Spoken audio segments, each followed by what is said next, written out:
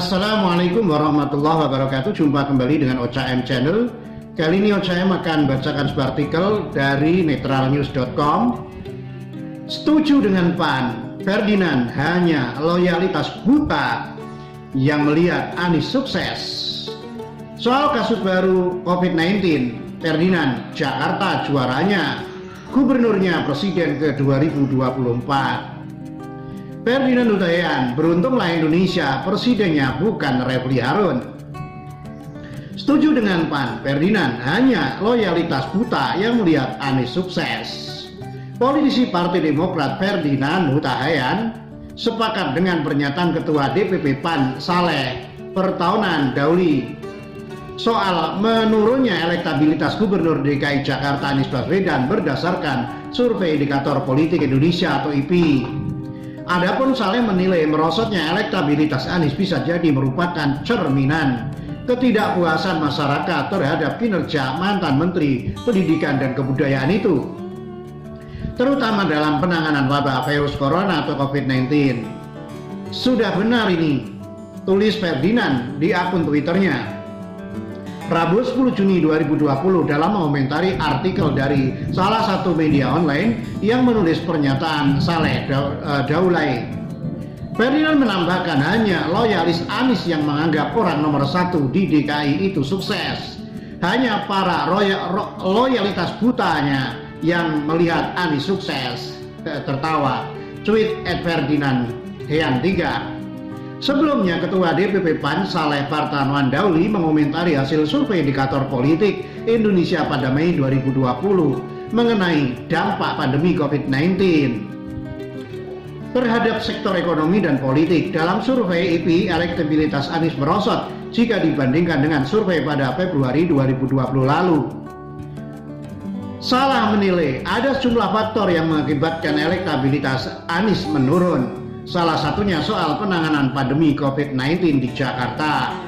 Hasil survei itu tentu harus menjadi cermin bagi Anies, sebab di tengah pandemi COVID-19 seperti ini semestinya surveinya naik berbanding lurus dengan kuantitas dan frekuensinya tampil dan berbicara di media, ujar Saleh kepada wartawan Selasa 9 Juni 2020. Dari semua kepala daerah yang paling sering tampil di media berkenaan dengan COVID-19 ini adalah Pak Anies. Itu artinya masyarakat banyak yang kenal dan juga mengikuti kiprahnya. Tetapi kenapa surveinya justru turun, ujarnya.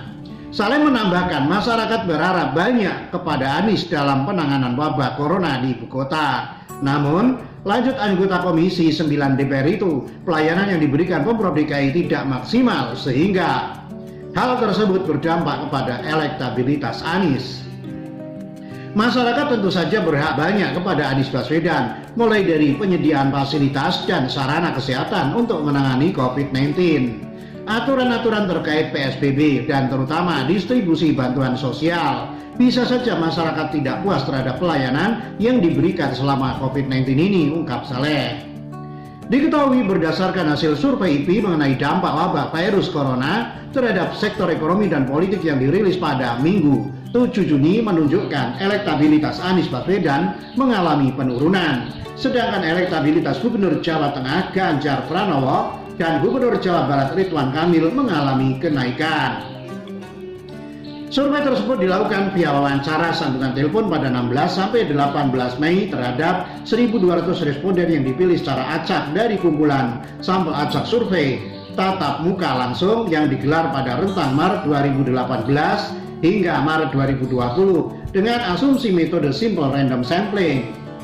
Ukuran sampel 1.200 responden memiliki toleransi kesalahan margin of error sebesar kurang lebih 2,9% pada tingkat kepercayaan 95%. Soal kasus baru COVID-19, Ferdinand, Jakarta juaranya, gubernurnya presiden ke 2024.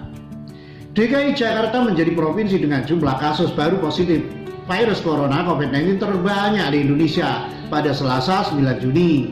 Hal tersebut membuat politisi Partai Demokrat Ferdinand Hutahian menyindir Gubernur DKI Jakarta Anies Baswedan. Sindiran dilontarkan Ferdinand di akun Twitternya dengan mengunggah data penyebaran kasus baru COVID-19 di berbagai provinsi di Indonesia.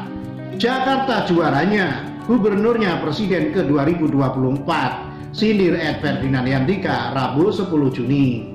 Diberitakan penambahan kasus baru positif COVID-19 di Indonesia pada Selasa 9 Juni 2020 kemarin mencapai 1043 kasus. Kasus konfirmasi positif ada 1043 sehingga totalnya menjadi 33.076 orang, kata juru bicara pemerintah untuk penanganan COVID-19 Ahmad Yuryanto Selasa 9 Juni.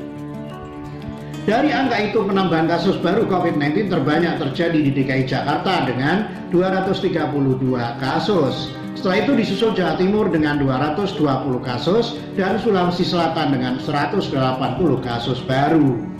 Kemudian Kalimantan Selatan 91 kasus baru, Sulawesi Utara 41, Jawa Tengah 32, Sumatera Selatan 30, Jawa Barat 25, Kalimantan Barat 24.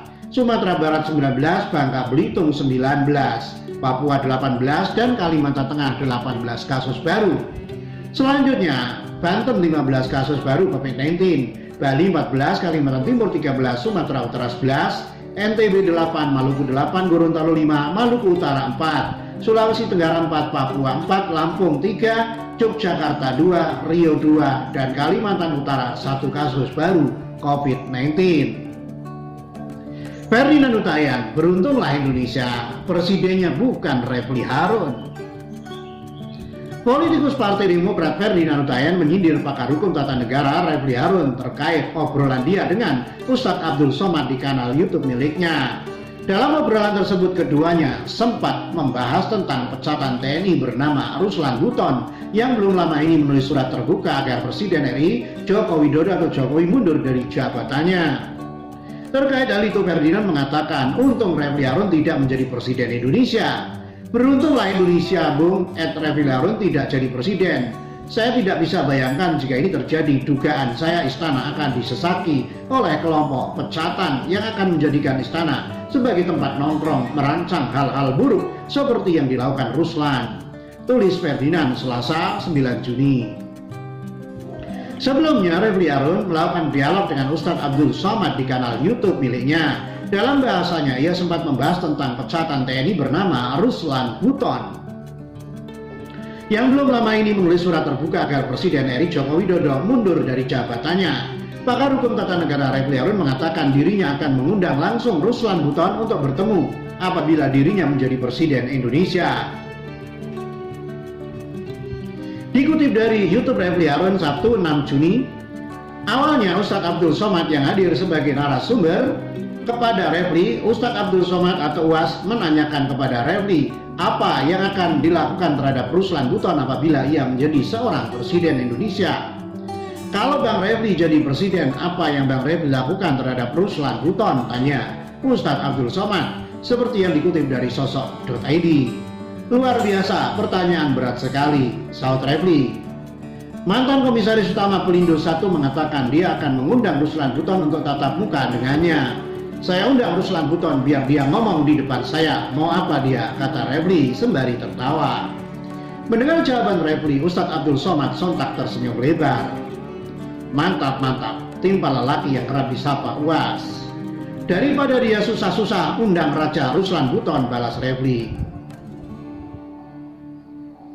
Ustadz Abdul Somad atau UAS menanyakan kepada Refli apa yang akan dilakukan terhadap Ruslan Buton apabila ia menjadi presiden Indonesia. Sesuai membahas Ruslan Buton, Refli mengungkapkan pandangannya soal penguasa. Ia merasa heran mengapa penguasa jarang ada yang mau mendengarkan suara dari oposisi. Saya kadang-kadang heran dengan penguasa, pemimpin bangsa, kenapa dia selalu ingin mendengarkan orang-orang yang sepaham, searah dengan dia, kata Refli. Tidak mau menganggap orang-orang yang berbeda pendapat, sambungnya. Menurut Refli, bagi penguasa yang penting justru mendengar pendapat dari pihak yang berseberangan. Kalau orang-orang yang sepaham dan searah kan nggak perlu di-treatment lagi, kata Refli.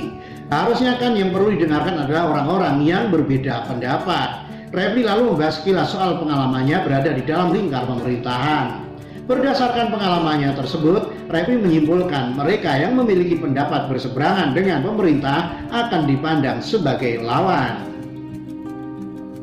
Tapi saya kira dimanapun Ustadz Abdul Somad, saya mengalami juga, kata Refli. Kan saya dalam masa tertentu pernah diundang ke istana, bahkan saya 4 bulan pernah jadi staf khusus Menteri Sekretaris Negara Pratikno, tapi saya mengundurkan diri setelah itu. Saya merasakan betul kalau pendapat kita sama teman, kalau pendapat kita berbeda dalam lawan. Kira-kira begitu tak imbuhnya. Refli mengatakan dirinya menyadari bahwa tidak mudah untuk menjadi pemimpin. Makanya saya bilang nggak gampang memang jadi pemimpin jelasnya. Berjiwa besar, berlapang dada, itu sulitnya, minta ampun, pungkasnya. Demikian komentar Ferdinand Huta Heian terhadap Anies dan juga Refli Harun. Bagaimana menurut Anda? Dilansir dari netralnews.com. Wassalamualaikum warahmatullahi wabarakatuh.